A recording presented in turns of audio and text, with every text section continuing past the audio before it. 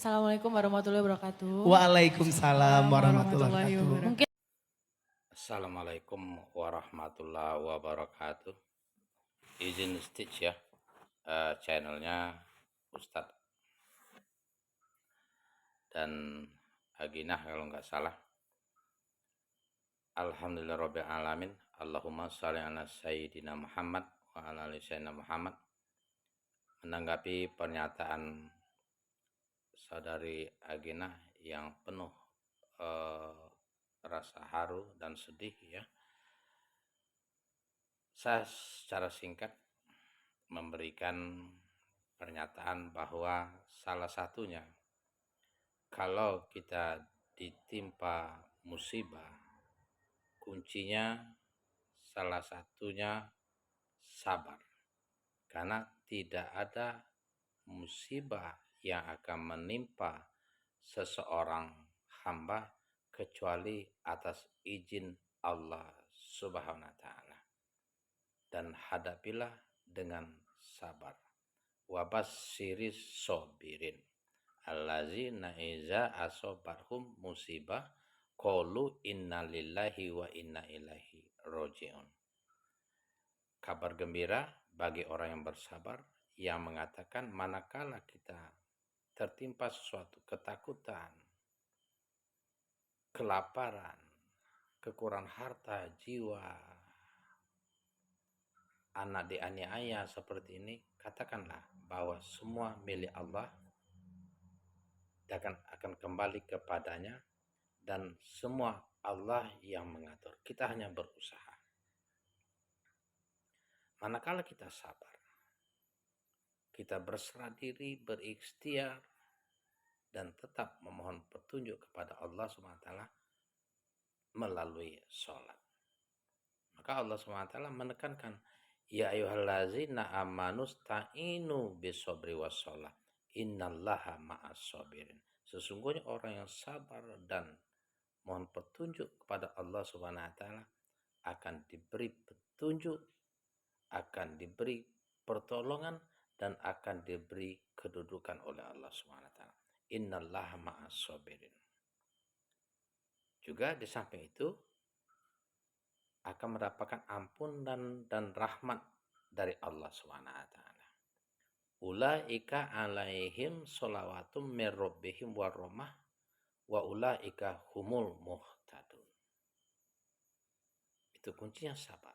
Ini tingkat kesabaran yang terendah ya, sebagaimana kesabaran yang paling utama untuk tetap taat kepada perintah Allah Subhanahu wa taala dan tetap berusaha semaksimal menghindari apa yang diharamkan oleh Allah Subhanahu wa taala. Dan juga perlu kita ketahui bersama bahwa Mbak kan ada suami misalnya. Bagaimana dengan pendapat suami? Masalah kerja, masalah mengasuh anak, masalah mensejahterakan, membahagiakan kedua orang tua misalnya. Itu tidak terlepas dari suami karena Mbak sudah milik suami. Tentu perlu izin dulu bagaimana pendapat dia. Karena ridho Allah kalau kita sudah bersuami itu ridho suami. Gitu. Selanjutnya sehubungan dengan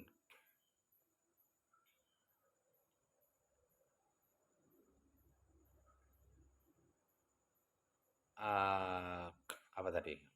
Banyaknya pernyataan Mbak tadi. Sehubungan dengan ngasuh anak, menjaga anak. Kalau kita memang sudah berkonsultasi dengan suami, bagaimana pendapat suami? Apakah kita terus bekerja atau berhenti, stop ngurus anak ya? Ngurus suami enggak dibilang gitu. Suami perlu juga diurus, dijaga, dibahagiakan,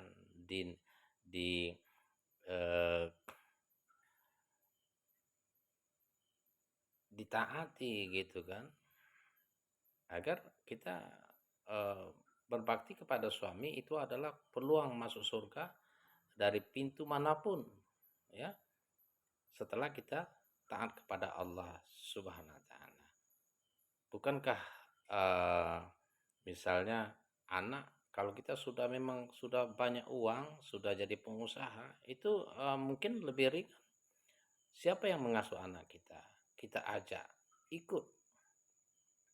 Tuh asisten rumah tangga atau pembantu kita bisa sambil kita ada rapat, mungkin dia standby di kantin atau di luar, ya, atau kita sedang santai, boleh diajak ngobrol di ruangan kantor kalau tidak ganggu, nggak salahnya gitu, ya.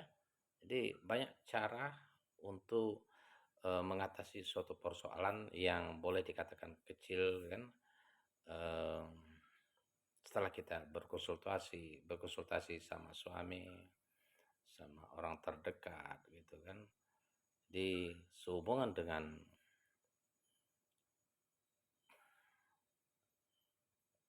kerja, dikatakan bahwa mimpi-mimpi untuk berbakti kepada kedua orang tua itu tidak salah, ya.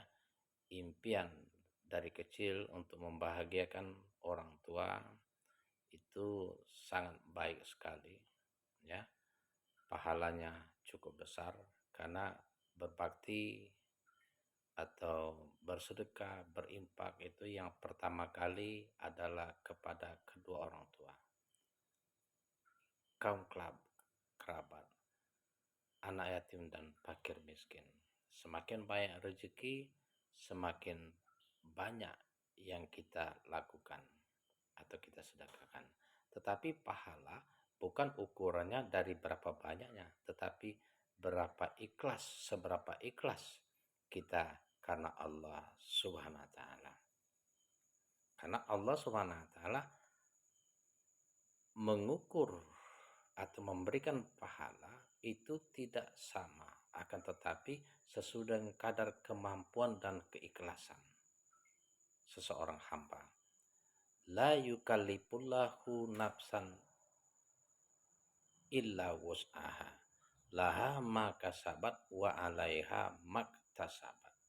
Jadi Allah SWT mengatakan bahwa seseorang itu tidak dibebankan melainkan sesuai dengan kadar kemampuannya, kadar ekonominya, kadar ilmunya gitu kan. Jadi tidak dipaksakan. Akan tetapi ingat kata Allah, laha makasabat wa 'alaiha maktasabat. Apapun kebaikan yang kita lakukan, apapun ibadah yang kita lakukan yang benar karena Allah Subhanahu wa taala, maka akan dicatat pahalanya dan kita akan melihatnya pada hari kiamat. Dilipat gandakan. Pamay ya'mal misqala dzarratin khairan yarah. Wa may ya'mal misqala dzarratin syarran yarah. Dan sekecil apapun kejelekan yang kita lakukan, nanti kita akan melihat hasilnya dan akan mendapatkan balasan atas kejahatan yang kita lakukan. Wa 'alaiha maktasabat. Untuk itu kita tidak perlu terlalu berambisi dengan niat membantu orang banyak, tetapi lakukanlah sesuai dengan kemampuan kita. Yang terbaik, kesungguh-sungguhan, keikhlasan karena Allah Subhanahu wa taala.